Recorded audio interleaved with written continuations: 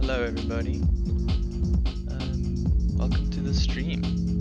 Just gonna make sure that everything is happy here. I'm seeing volume coming through everywhere. Okay, nothing seems to be muted. So we're gonna avoid that technical difficulty today.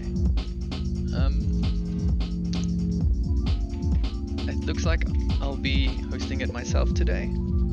This is Kurt, if you didn't know. And let me do that smooth transition now to my screen. Alright, this is just some old gameplay of No Man's Sky. I think at the time I was busy looking for a few new space stations.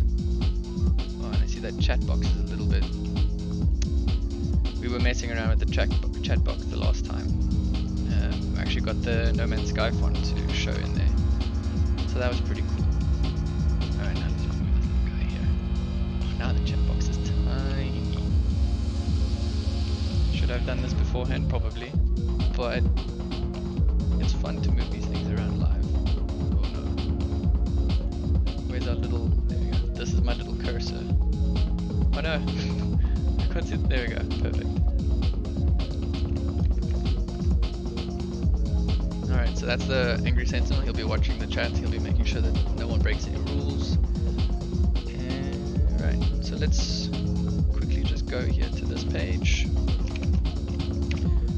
So in case you didn't know, this is the NMS CD, the website of the NMS CD. So that's the No Man's Sky community developers and designers. And we're just going to be making tools, making things for everyone to use to make everyone else's experiences better. So some of the projects that we have here, and they're listed.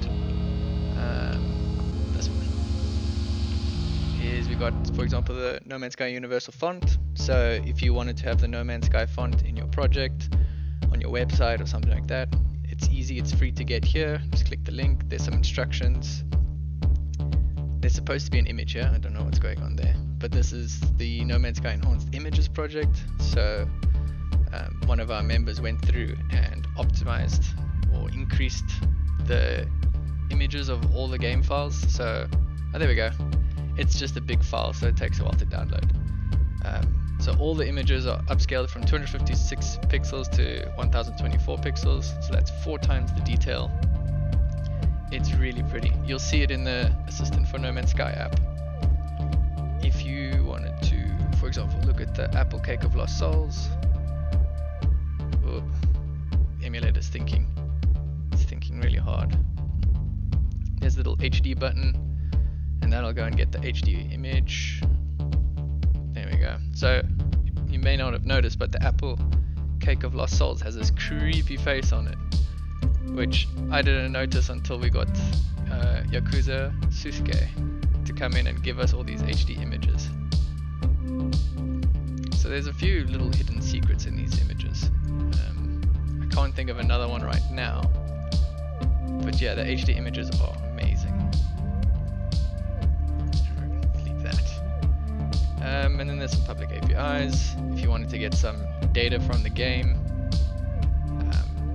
people have already mapped it out for you, so it's easy to consume. And DevTalk is one of the projects.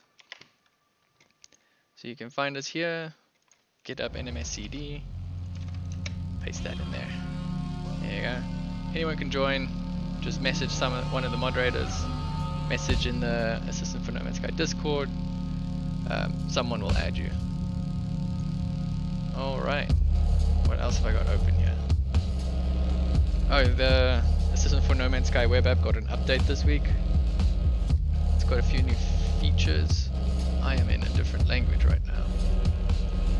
And it looks like I'm on an older version. There we go.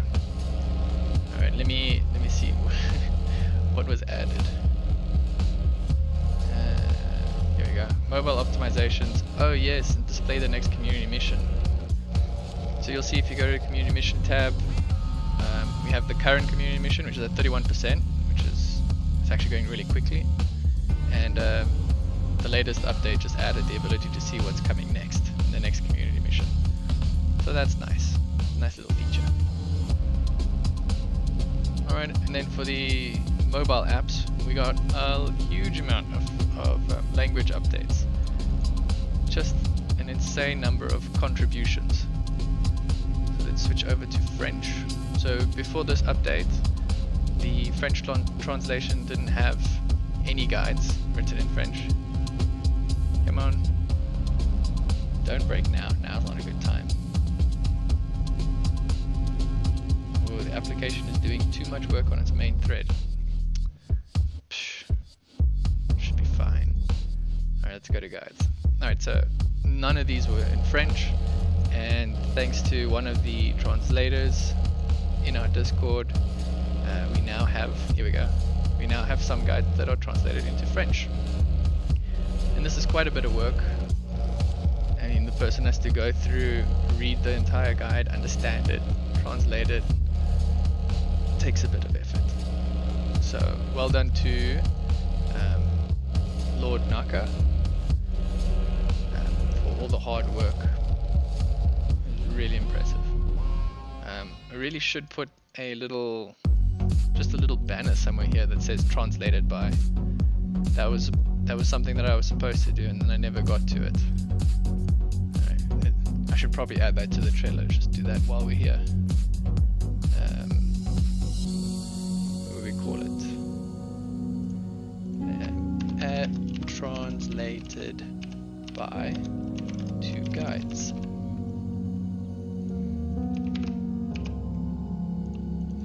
That's planned for the next update. Done. Alright, so let's get on to DevTalk. So we've gone through what was changed this week on the apps. We've actually gotten some good feedback this week. One of the things that was pointed out was procedural products. So procedural products are a bit of a pain. I just noticed that the little cursor isn't in the right position.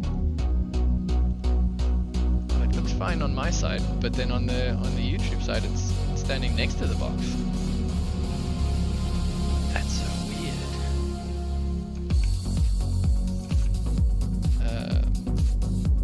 Alright. I don't know what's causing that. Maybe if I jiggle them around a little bit. Is that better? Yeah, okay. Weird. So yeah, one of the feedback points was procedural products, and the problem is that I do have the data for procedural products, but how do you display that data is the problem. So I can show you here. Here we have one product. Alright, so this looks like an absolute mess. The font. There we go. Alright, so this looks like an absolute mess, but it's only a little bit of a mess.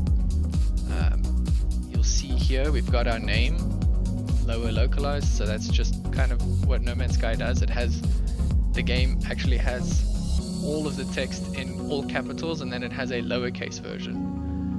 It's really, really annoying. And they could have just kept the lowercase one and then had just uppercased every character. But anyway. Alright, so game IDs proc loot for unearthed treasure, and we don't have to worry about any of this. This is the icon, value, type procedural, blah blah blah blah blah. There's just a few of the items that I thought was worth keeping, so those are the ones that are mapped here that you can see. Then, alright, name generator base word localized. So it has this structure where it goes loot cont, loot adjective, loot noun. Alright, so this is important. These are going to be replaced by words, but a list of words. So we've got item gen loot cont. I think that's the one that replaces this. So it will replace it with crate. Alright, these ones don't have variants. So if it was a normal version of this item, we'd have this replaced with crate. If it was uncommon, it would be replaced with kind of this, but it doesn't exist, so it's not going to replace it with that. If it was rare, it would use this. it's just the word. So this is what the word looks like in the game files. This is what it looks like once you've localized it to English. Here we go. Here's the replace word. So we're going to replace loot cont with crate. All right. So now our product's name is crate of. We got to go find the next word. So here's our adjective. Here we go. Adjective and shiny. All right. So we've got crate of shiny, and then here we've got the noun, and we've got moonstones.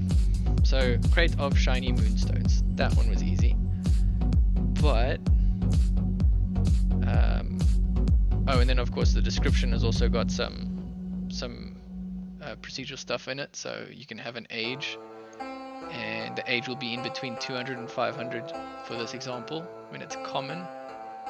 But we don't worry about that too much. Here is the name generator word list again. So again, it's con. Oh no, we don't have to worry about that.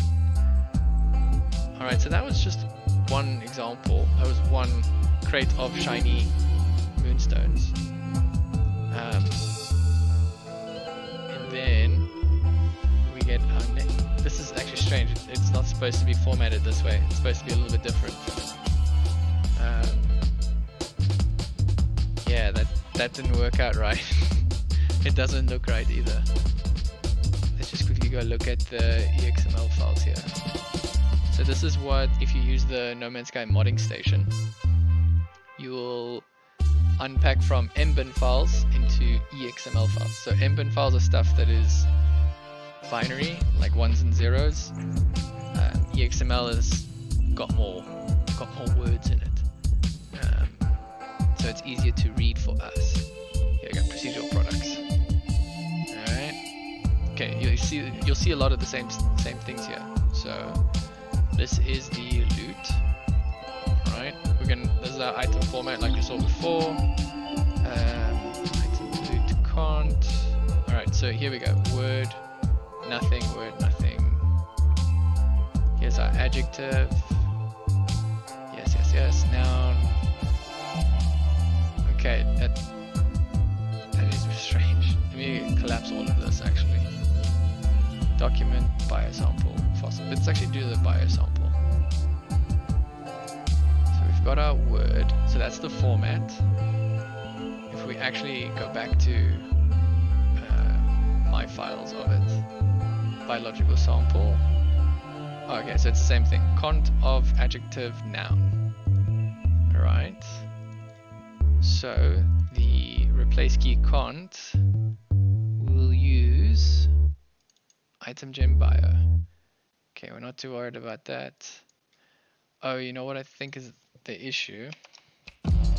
Let's search for this item gen bio cont, and we only care about XML files. I want to search through all of the language files, so this might be a bit slow. So what I was trying to show was that some of these word options can have 27 different variations, and so okay, here's a good example. Okay, let's not do Brazilian Portuguese. Let's do English. So the cont, so that's the first word. We had shiny in our files. That would be in English, it would be jar. Okay. Then the next one. So it could have been jar, or it could have been box, or packet, or bundle, or collection, or box, or handful, or trunk. Okay. So here you can see that we have 20 options for the first word. Alright, for the first of 3. Then for the adjective, let's go back here. We can just search in this file because we only care about English. So now for the second word, let's see what we've got. Ooh, we're on 30, 40, 50, 53. Okay, we got 53. I could have just actually gone in the opposite direction. Could have gone find previous, and I would have gotten here. So we've got 53 words for the second option. So you can already see you've got 20 words for the first word, 20 options for the first word, and 53 options for the second word. So that would be, I don't know, it's probably 20 times 53, I'm not sure. But that's how many options we have already. Now the last word is obviously going to increase that dramatically. I'm just going to do that. And put a little slashy. Oh, did I copy the wrong thing now? I did. Not the format. That.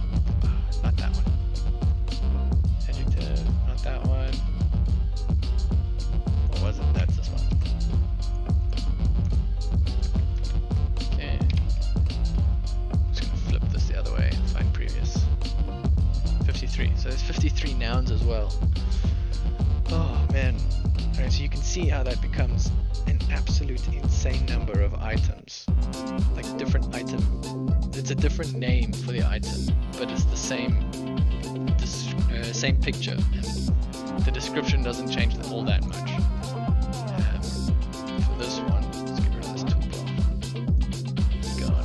For this one, we have 3 different descriptions for the 3 different rarities, I believe, and then they just have a little variable in here where they just swap out the age, and the age is just something in between that.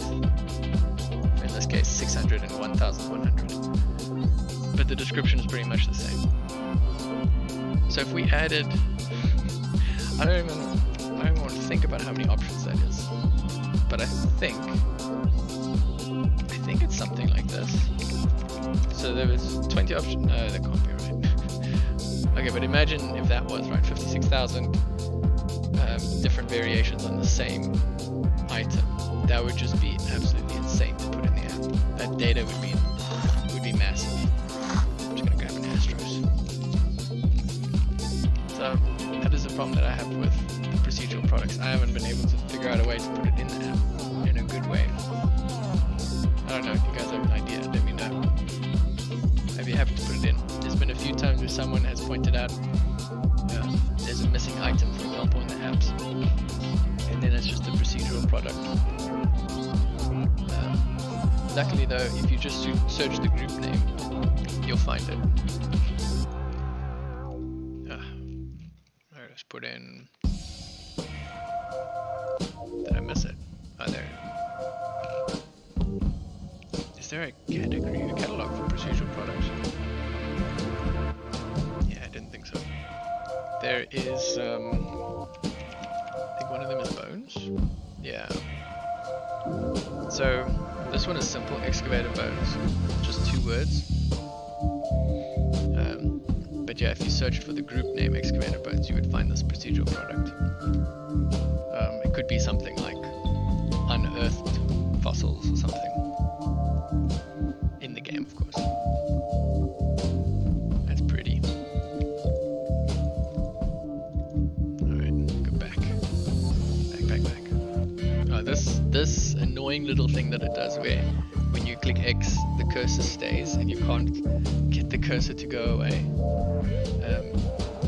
There is a fix for that. I know how to fix that. I just haven't added it to this app yet.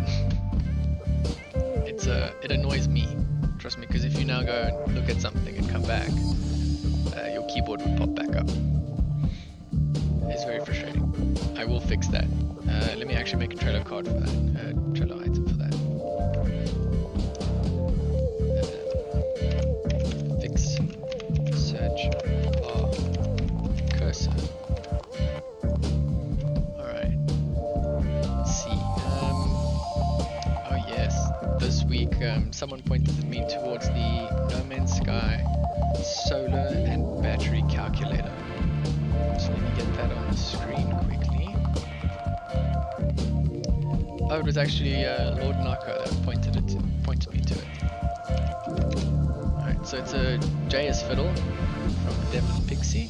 So JS Fiddle is just it's a website that lets you write some HTML, CSS, JavaScript to make like a quick little website, kind of a website.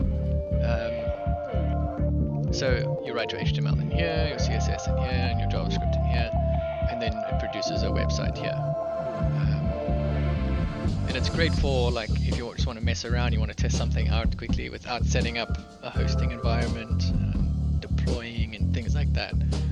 All your code is hosted online. JS Fiddle deals with it, and it also usually has options to like add jQuery and other libraries like that. I don't really know. I'm not going to fiddle with it, but it's almost like you can take your little test projects that you're running locally on your computer, and then you can just paste all the source files into JS Fiddle, and then other people can see what you've made. So in this project that Devlin Pixie has made, they've created a solar battery calculator. So the point of this is, let's say you need to, or you're consuming 200 kps. I don't know what that kp stand for, but you're consuming 200 power. Was it 200 kps per second? Yes. Okay. So this calculator would tell you, all right, you need 8 solar panels and 4 batteries. So that's pretty awesome. I mean, that's a lot of trial and error taken out of your build. And then the next thing that makes this even better is if you do this. Here you can see that we've got a second column. And this pops up when your solar panels are actually pumping out more power than what your batteries can store, so it's a little bit inefficient. And so the calculator will tell you it's better if you go and do this. If you go and have 20 solar panels and 10 batteries, so that you can at least store that power and you're not wasting it.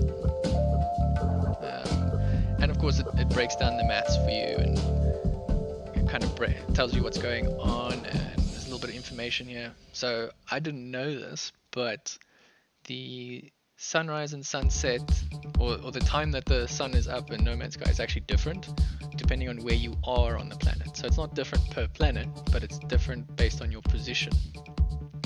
So Devlin Pixie's got a little excerpt down here where it says, where it basically tells you that depending on your location on the planet, you'll get more sun than usual, or you won't get less sun than usual. So this is the minimum that you would get, which is 82 seconds of sunrise, 835 seconds of daytime, 82 seconds of sunset, and 800 seconds of nighttime. If you are closer to the kind of the north and south pole, then you would get more sunlight, but at a reduced rate, if that makes sense. So but I wanted to add this to the app, so I've actually gone and sent an email to Devlin Pixie, and I sent a tweet to them, or mentioned them, asking them if they would mind if we added it into the app. So I've actually finished the work on that. Well, finished the work. I've got most of it down, but I didn't include it in this release because I'm still waiting for them to get back to me. But this is kind of the layout of what it looks like. So you would be able to, the same as the other tool, put in your kp per second, or k per second, I'm not really sure. And it would tell you, alright, you need 20 solar panels and 9 batteries. But okay, recommended versus advised is what you should have. There's a little bit of localization that needs to happen here, where the variables need to be swapped out. But you can see that the math checks out. I think it checks out all the way. Oh, okay, unused and lost is not correct, but the other two are correct. So there's a little bit of work left to do. All of these are hard coded. Haven't translated them. Just trying to get the layout going, because this is actually the first time I had to do tables in the app, and it is a pain to do tables in the app. I'm testing on a very small device, so I could see what it looks like on the worst end. But then the problem comes in when you have a higher end phone, then the distance between the word sunrise here and the value over here is just so large it becomes difficult to see. And I can hear you saying, okay, well then just align this to the middle of the screen, and sorts that out. The problem with that is it looks terrible with all this little random white space on the side. Hi Starlings, thanks for joining. It's just me today, but I'm doing well, thanks. And you? Just talking about the solar battery calculator that I'd like to add into the app. It's a tool that Devlin Pixie made, and I'd like to add it into the Assistant for No Man's Sky app. But I'm just waiting for them to respond. That works. So the Assistant for No Man's Sky app works on a huge amount of widgets. So this little tile that you see here that's holding the solar panel and quantity, that was built long ago, and it's been improved on over and over and over to the point where I could just give it an ID number or the app ID of an item, and I can be rest assured that the image will be displayed at the correct resolution, and the heading will show up, and the quantity will be faded, and will have the correct wording. All that stuff is handled for me. So I didn't go and purposely put in a... Oh, is the music too loud? Can drop that. Give me a second.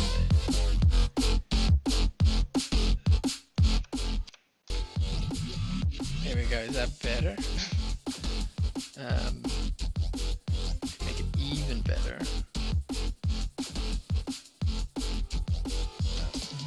This way, there we go. What about that? Is that better? Actually, is your chat coming through? I haven't seen it on OBS here.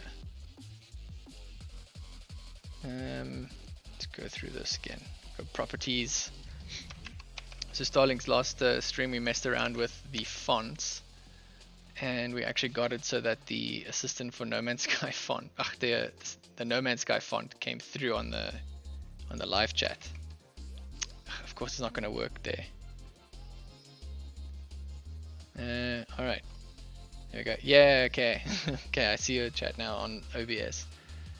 That was a little bit of fun that we had with styling with the CSS files. These OBS windows aren't very helpful. There we go. Alright, it just looks like a mess. Yeah, I'm not gonna be able to show you properly. But we just added the font from our NMS CD. So here we go. Let me just go to it. So this is the No Man's Sky Universal font that we have on the No Man's Sky Community Developers and Designers GitHub. So it's free for anyone to use, and there's some instructions on how to use it. Unfortunately, this over here will only work if you put it in a CSS file, which we don't have here, but it's not too difficult to just patch it to make it work. Basically declare your font face, and then you just say use it, and that's how the chat now has the No Man's Sky font. Alright, so yeah, that's one of the things I want to add. I really like these little tools that people have been making, but it is a bit fragmented. Like this tool, this solar battery calculator, was made, from what I can tell, it was last updated at the beginning of this month. There we go, 8th of June, so just maybe 18 days ago. And yeah, it just kind of been made and then it was left. I did see that there was a tweet from Devlin Pixie that said that their logic was used in the official No Man's Sky Discord server, like as a bot. So that's pretty cool. But wouldn't it be cool if we could get all of these little projects into one?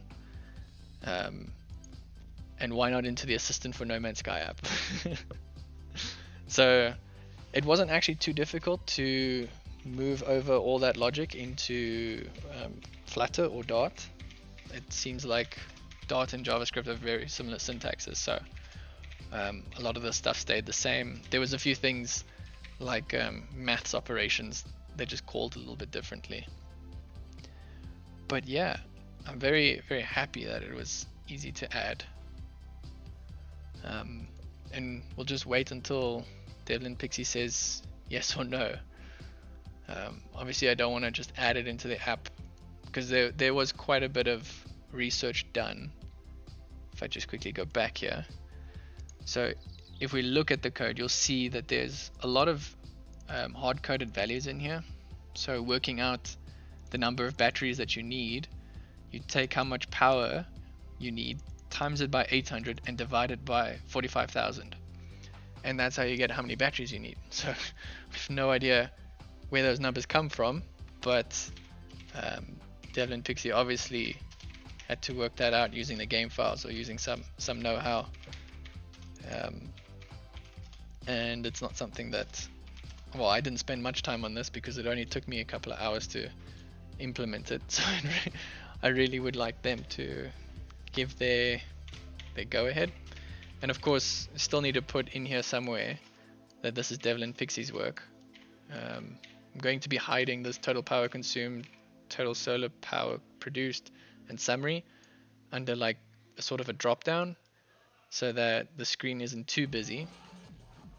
But we could probably put Devlin Pixie like this logo that's here, this icon here, put it almost like this tile. So put their icon there, put their name, and then say under here all the hard work was done by Devlin Pixie, and put it at the top of the screen. And then maybe if people click it, we could take them to this JS Fiddle or to their Twitter. So we'll have to see. Alright, let's see what else we got here to talk about. Oh yeah, the copyright claims. So these DevTalks have been getting copyright claimed. Well, in the beginning they weren't, but now they are getting copyright claimed consistently. And it seems to be the music. Well, it does say it is the music, but the last two streams have been using Spotify. I don't have Spotify open. Spotify's copyright free playlist, and it seems like they're not copyright free or royalty free or whatever. So what I'm actually using today is one of Google's resources. Now I'm not going to have the link available, but Google actually does provide some music that you can use. Yeah, not going to have it on me. So they have their own little Google library of music that you can download, the MP3 files, and you can just play those. So that's what's playing now. It's supposed to be background music and very soft. I hope it's soft enough now, because I can barely hear it. Yeah, I really do want some background music. I don't want there to be weird silences. But yeah, the copyright claiming. Yeah, the copyright claiming is a bit weird. But yeah, the copyright claiming the stuff, but we're not making any money anyway. So you have 26 subs. Does YouTube claims non-monetized videos? Yeah, seems like it. Well, I guess it's an automated system, so it flags it and then just says claimed or copyright claimed. It doesn't make sense. But it is a good thing. Like, I can see then that I can't trust the Spotify playlist, and I guess I'll just have to trust the Google Music or Google Library. But when I looked around for copyright-free music, I saw that even the Google library gets copyright claimed every now and then. So then you have to dispute it and say, you know, like, this is one of the MP3s that you provided. You've never had problems with copyright claims. That's not fair. Well, I can show you. I promise I'm not lying. Here we go. Boom. Alright, so copyright claimed and copyright claimed. So if we check this, we have,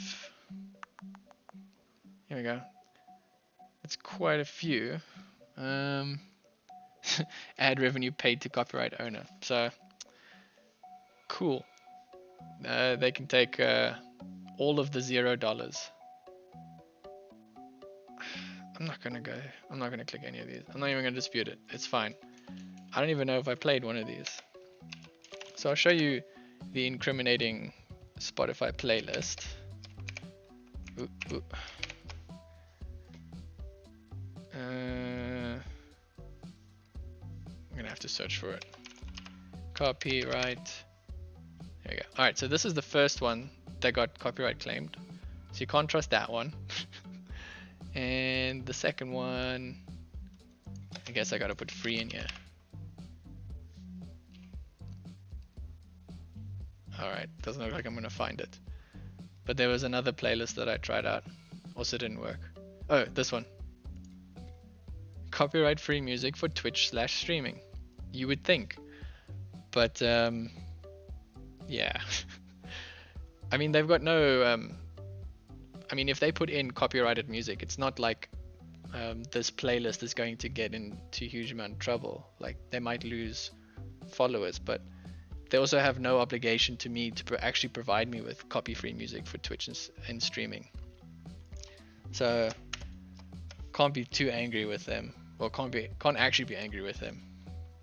I just have to find a better source of non-copyrighted music. But it's also it's fine for now. We're not making any money off of these DevTalks, so they can take the copyright claims. Interesting. I've only used music other content creators use heavily. Yeah, that sounds like a good idea. I've seen Ben Sounds. Ben Sounds is what a lot of other people use, right? Because it's called Ben Sound. Because when I play these, like that one, I've heard this song on so many YouTube videos, especially for like those life hack videos. Yes, life hack videos. Let's try this one. Okay, no, I haven't heard that one as much. So these ones are royalty-free music. Yeah, there's a lot of them, so I could probably use these. That one's got purchase. Anyway, so that's what I know. But I don't really want to use Ben Sound just because it's like a lot of these songs you've heard so many times before and are so recognizable, like Little Idea. So it's like a catch-22. You want to use the nice songs that no one uses, but those also come with copyright, so you can't use them. I do. Jeez, I watch too much YouTube. Yeah. Recognizable. Alright, let's move on to the next thing. Well, you'll be happy, starlings. The next thing on the list to talk about is actually Matterflow. And I did do something on Matterflow this week. Let's go find it quickly. What did I do? What did I do?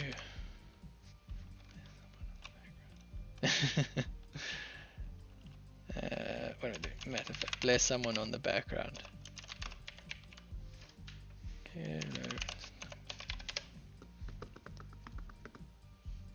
Alright, so I did, I did look at the way to make the website more towards your design, but at some point it just became too difficult to angle the little watch the devlog on YouTube, because the problem is there's a lot of maths involved. So if I think I moved in 20% of the screen or 10% of the screen, whatever this is.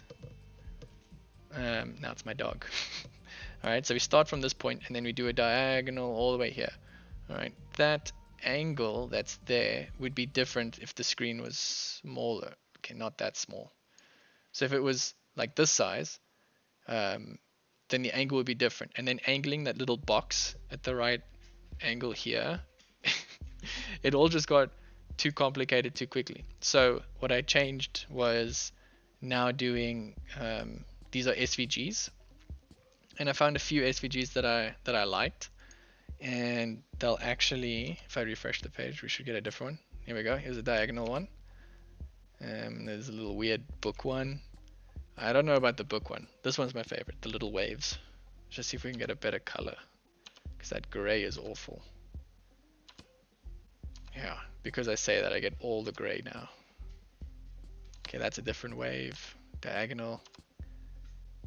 Come on. Give me the nice waves. There we go. Okay, nice waves with purple. Alright, and then we got the opposite, kind of the mirrored effect at the bottom as the footer. And you'll see we got a little bit of text showing here for the template. Oh yeah, and I also went and changed the highlighting color. That's based on the palette. But I did kind of just throw them in. I didn't actually check if they worked. So yeah, I was thinking for the devlog, well, like watch on YouTube, I could put them in different places depending on the SVG. So could maybe put watch the dev video here, and then if it's the diagonal one, we could put it here in the bottom right. Should plus given that I'm working now. Don't scale it then. Yeah, I could not scale it. So the problem is my own fault. It's my own doing, because I limit the height of this little SVG thing to I believe it's 400 pixels. So if I didn't do that and I kept the SVG, I would have to know what angle it is and keep it at that angle, which I don't know. I'm only working with this is my width and this is my height.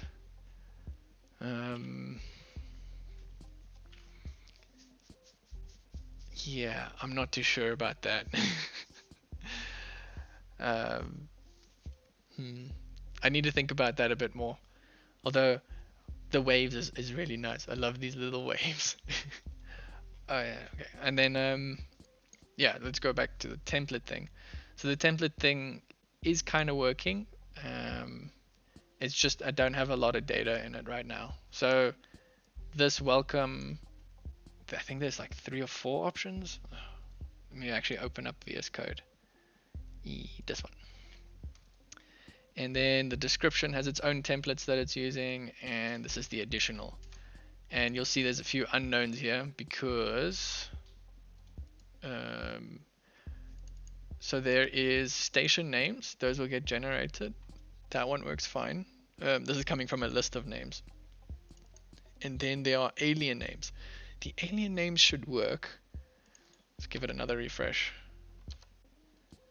Okay, no, the alien names don't work at all. That's not great. Alright, but they are drawing from a list of names. So that's good to go. Welcome to the procedural stuff. Yeah. One thing that is lucky is that, well, one thing I should do is our code, which isn't displayed anywhere anymore. Alright, so the seed, which was displayed, I could actually just put it in the URL.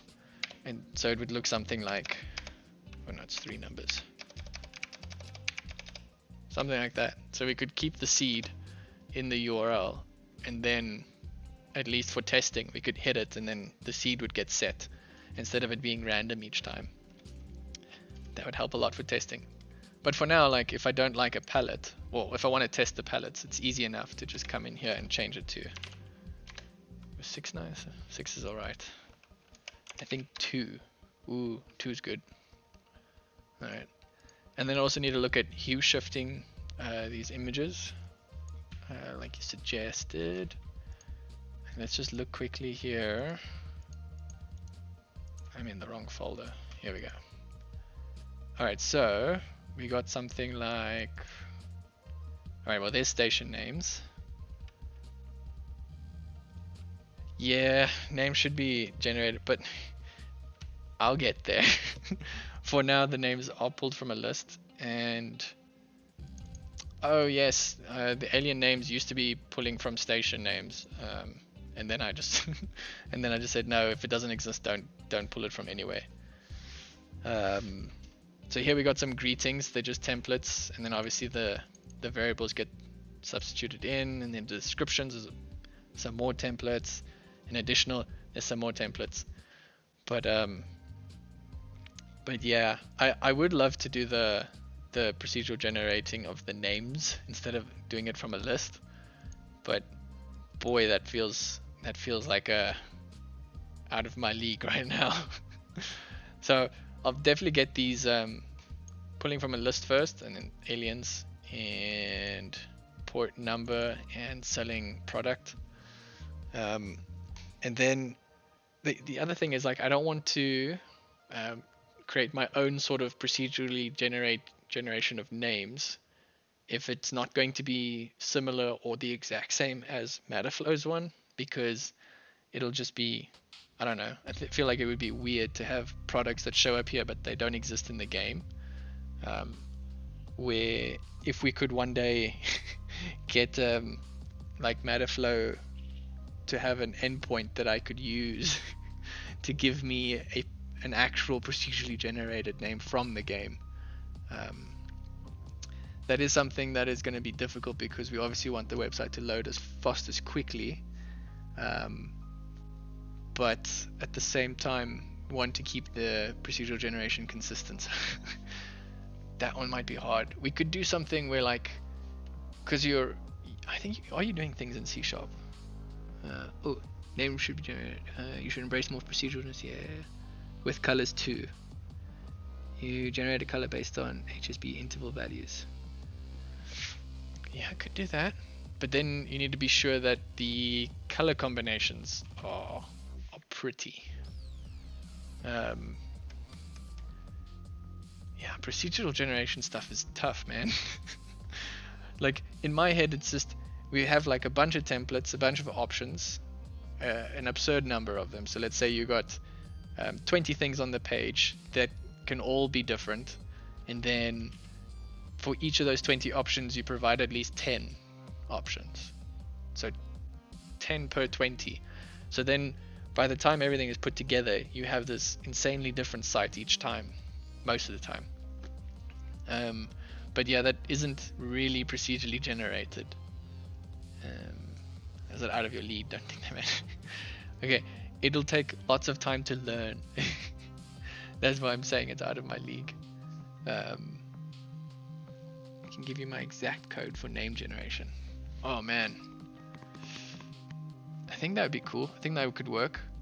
Could then put it into a web service and we could literally query that.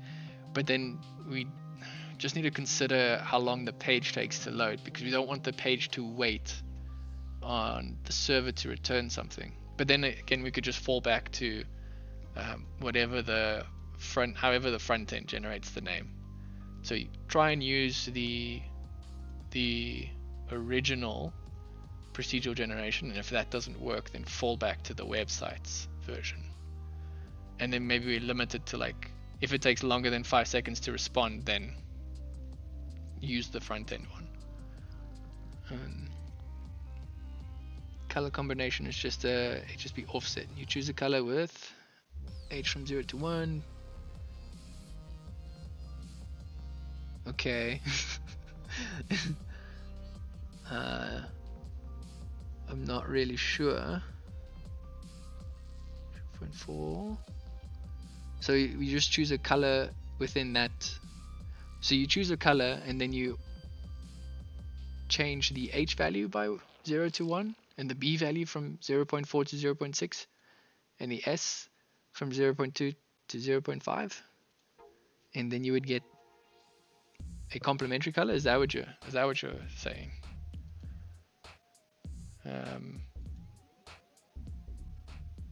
Okay, yeah, okay, I think I got you. All right, I could try that.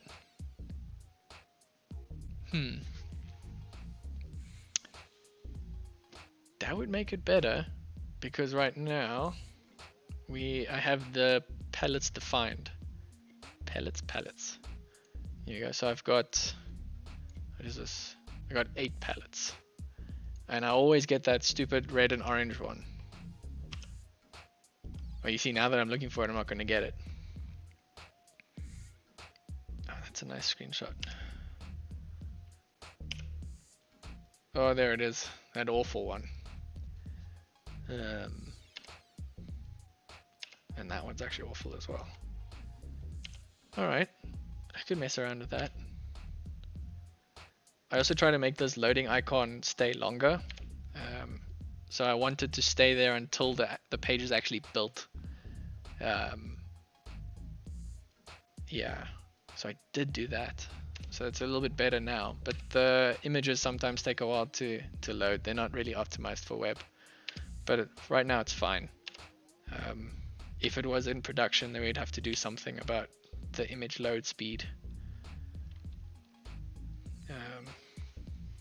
First color is chosen, second one is an offsetted one of the first. Good complementary colors. You'll be getting good colors. Alright. I can definitely try that. So you promised me I won't get a red-orange combo.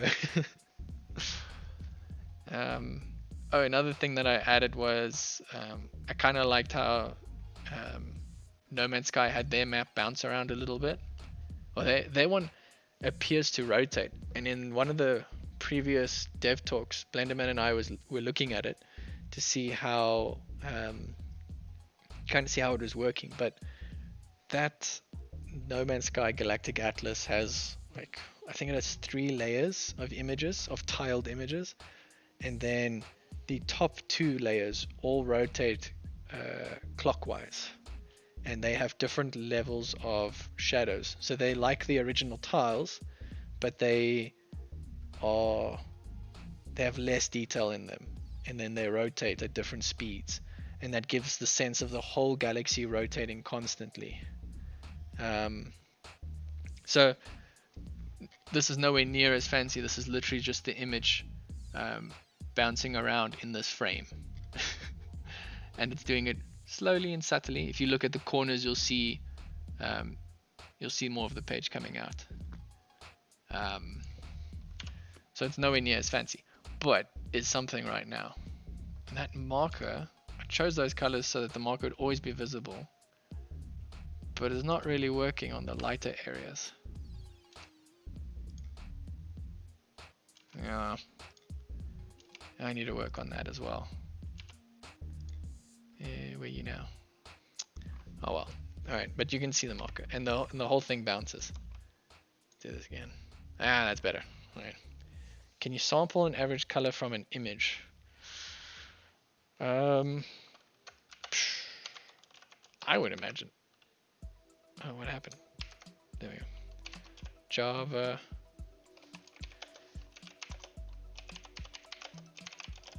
I'm sure someone has written something to get it. From a canvas, maybe. Is with the canvas. So the answer seems to be yes, but with difficulty. So I'm guessing we have to take the image and then put it into the canvas. Oh. Okay, so someone here has written a function where you can actually just give it the image element.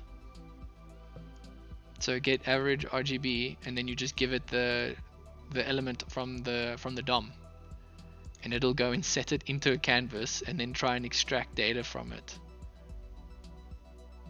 Oh my. Okay. I can do this. Doesn't look to be too bad. It is a bit strange, but doable, definitely doable. I don't know what the performance of this would be like, and if you had an image that was absolutely massive, but can definitely do it. So yeah, we can get the average color from an image. I actually didn't think it was possible. I thought people would just be like, no. JavaScript's insane. Alright. Oh, and this person's actually made a much better. Okay, no, this one is way better. Alright. We'll do this one.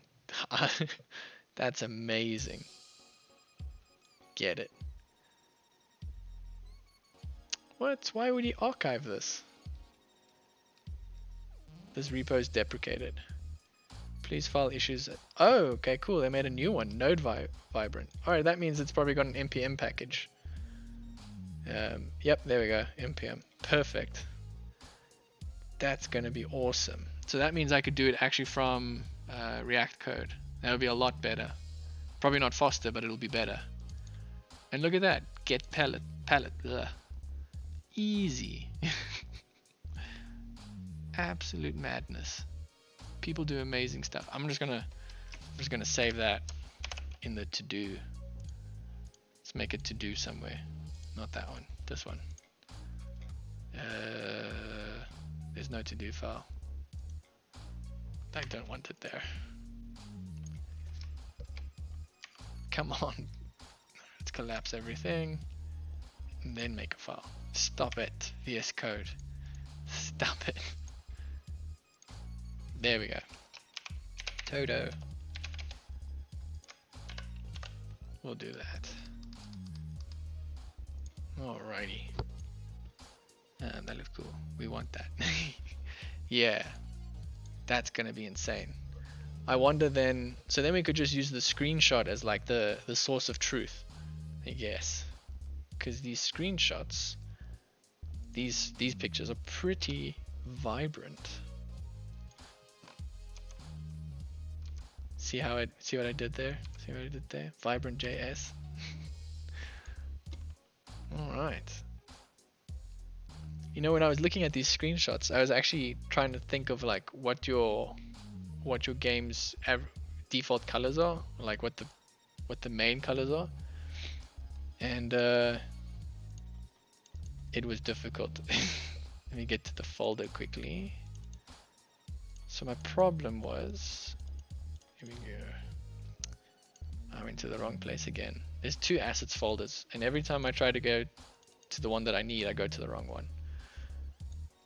Alright, so let's go here. Oh, now it opens on the wrong screen. So looking at this, I was like, okay, it's purple and blue. Okay, it's blue. Okay, there's yellow. So it's purple, blue, yellow.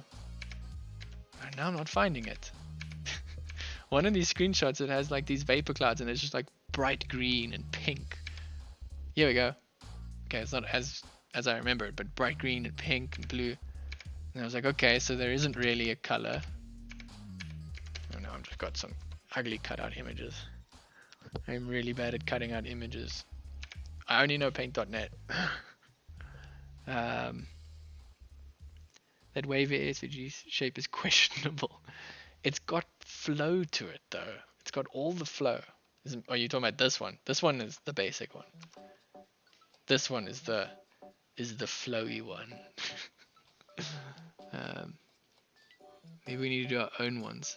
That was a cool ship. Oh man. This one? Well, they're all cool actually.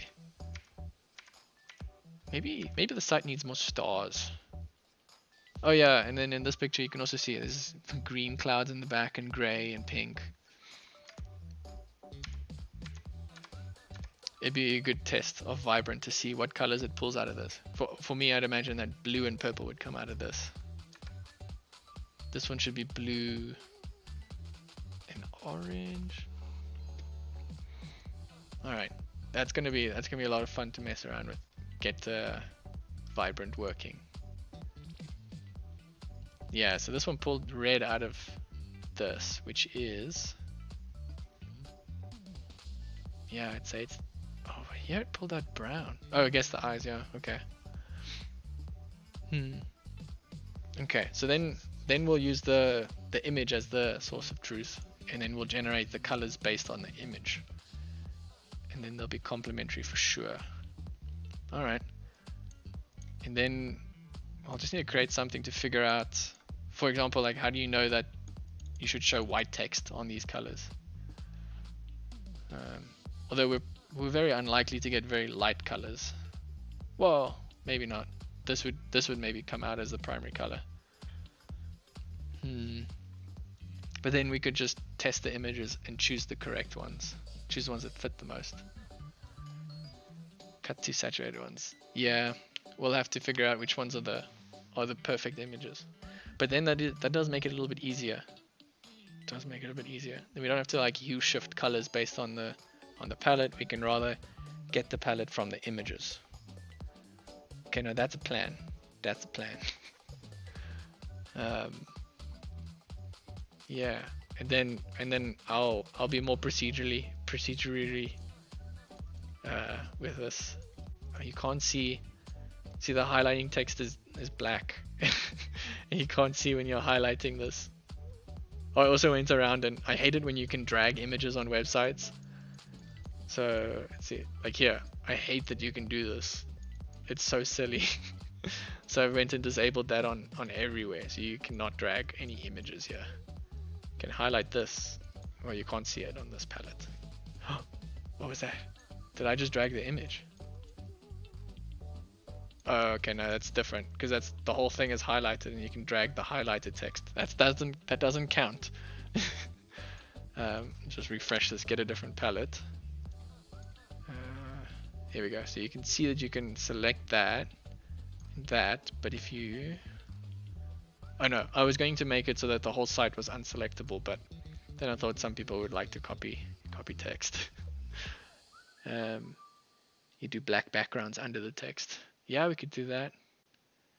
I actually, so this text over here, I couldn't do the little fade in color around the text only, but what I could do is this fade in from 0 opacity to 1 of black in one direction relatively easily. So I actually start this fade, we can actually do it like this. So this section top has a fade from 0 to 0.7 opacity, just here above the text, and then the container that holds the text goes from 0.7 to 1 before it gets to, oh no, sorry, this whole thing. Alright, so the whole inner starts at 0.7 opacity and then goes to 1 opacity by the time it gets here. And then, oh sorry. And then from down here, further all the way to the bottom, it's just dark, just black. So that way the text has a nice background so you can see it, but you still have the image coming through it a little bit.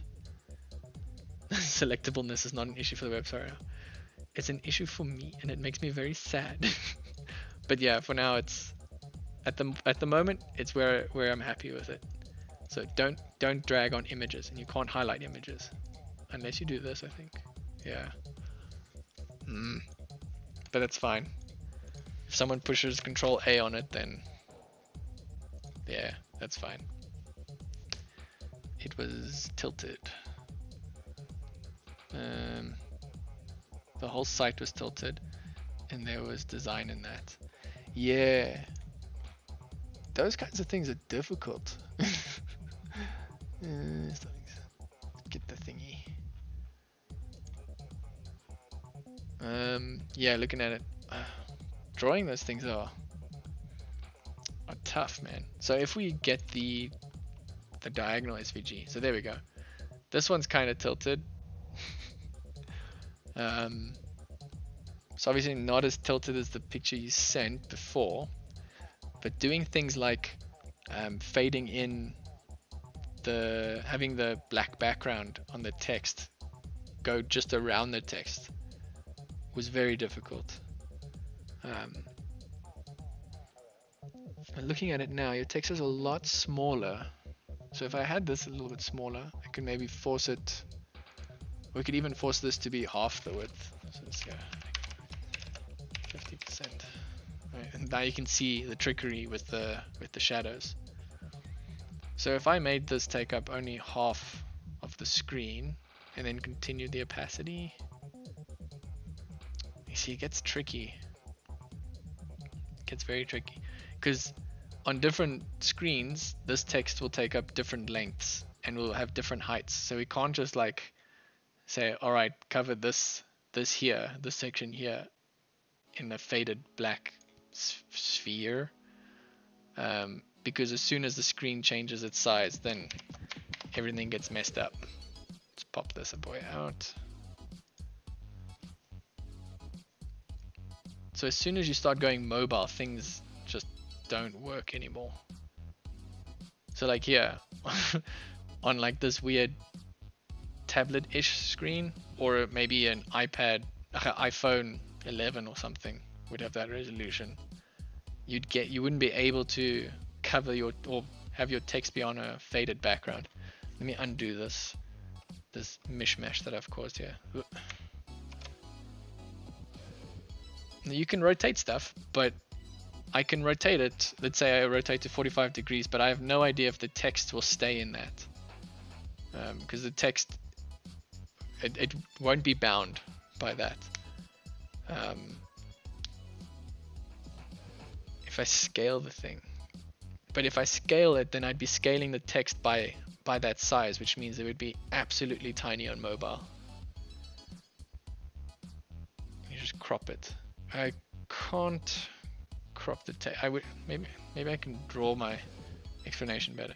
But here you can see it better on mobile. Like as soon as we go into a smaller device, it doesn't make sense anymore to have it in the left hand side. So I popped it out here in the center. Just get a better palette because I hate that orange and red. Okay. And here when we go back to desktop now, you'll see it takes up less of the page. My cursor is now black and you can't see it. So the problem, maybe I can draw. So this isn't an SVG. I don't scale the SVGs. This isn't the SVG. I'm just explaining this badly. Maybe I can do it better now that I can draw on it. So if my text only went up to here, and it was here, and it was here, all right, and then we made the, come on, okay, do this. That was a terrible choice in color. And then we made the black fade in like this. Okay, I have no idea. I can't see where this text stops. Like I can't say where the text stops, then draw over here, and where this text stops, draw over here. I can't see that at all. But so now if we do the opposite and we do the worst thing and we say, all right, we're gonna hard code that the shadowy thing is in this area, okay? Then I have no way of limiting the text to only display like this, because what I'm drawing, the background that I'm drawing, it does not have like a bounding box. It's its own entity. So that becomes difficult. And if you try and trick the browser and say, all right, make this box 25% and this box 50% of the screen and this box 60% of the screen, then it works fine. But then as soon as you go smaller or bigger, all of that gets messed up, because now you also have to take into consideration height. And so on this device, this thing might be one line, but on a smaller device, it might take 2 lines. And it would push everything up. I drew that the wrong side. I meant to do this way. So now it would be 2 lines, which means that this has got to move up 1. Boop. Which means your area is now a lot different that you need to shade in. So then I tried shading in just behind the text. But if you shade in just behind the text, you get this kind of border around the text, and lots of dark spots where they overlap, like here. And then it becomes such a pain in the butt. That's why I ended up just going with, all right, we're going to fade in the darkness. We're going to do it from top to bottom. And then obviously when you're in mobile, it doesn't make sense anymore. And so just pop this thing out into its own thing.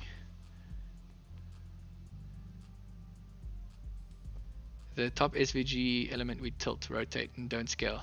Should push everything down, not up. That's also... so I'm a little bit stuck. Let's go with this guy. So the way that these SVG's gradients aren't the best. So I can rotate these. In fact, some of them are already rotated to be flipped upside down. Let's go transform, rotate. Okay, oh my goodness. I did that on the wrong element. I did that on everything. Don't look at it. Don't look at it. Alright, this is the one that I'm looking at. So we can rotate this guy. Like so. It's difficult to see what I'm doing. You'll see it now. I think I got it the wrong way around. There you go. So it's easy enough to move this guy and change its angle. But again, the size of it is based on the screen size. So, and the gradient is also based on the screen. So if we start changing it, then the gradient doesn't work anymore. Although with this particular gradient it's fine. But when I flip it upside down like this, you'll see that the light green is on the side and the dark blue is on that side. Web development is an absolute pain in the butt, to be honest. Yeah, so all of the stuff that you see on the side is kind of visual trickery to make you think that it's doing something that it's actually not. Maybe this guy will be a better example. Paste. Oh, where'd it go? There it is. Alright, so you can see the waves. You can see your illusion is being broken now. So they're not actually part of the top area. Let's just flip this upside down. Forgot what my point was. Anyway, to go local shot, I'll be back. Alright, cool, Starlings. I'm gonna actually join Procedural Traveler's stream now. Yes. I'm gonna end the stream now. Because I'm gonna go join Procedural Traveler's stream. Let me do this. Boom. Alright. But thanks for joining, thanks for the chat. we can definitely, I can talk your ear off about how the site is built and what we can add to it. And I'm sure you've got some awesome ideas. Yeah, just need to find some solutions to these problems. This thing gave me a bit of a headache. Because anything that goes to mobile is just terrible. Mobile is just the bane of my existence. But yeah, let's have a voice call and figure it out. Alright, no problem. Cheers, Starlings. See you guys at the Procedural Traveler stream. Let me actually see. I should have the link here, and then I'll post that in there.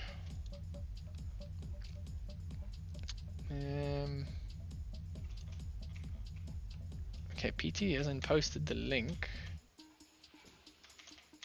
I think well then I'll just go check out his YouTube channel quickly. Here we go. He didn't post the link, but it is live. Oh, it's gonna be loud. So if you... Alright. Got the link. Here we go. Alright everyone. Gonna go over to Procedural Traveler stream. Thank you for joining. Thank you for listening to my rants. Hope you learned something. If not, I completely understand. Thank you all.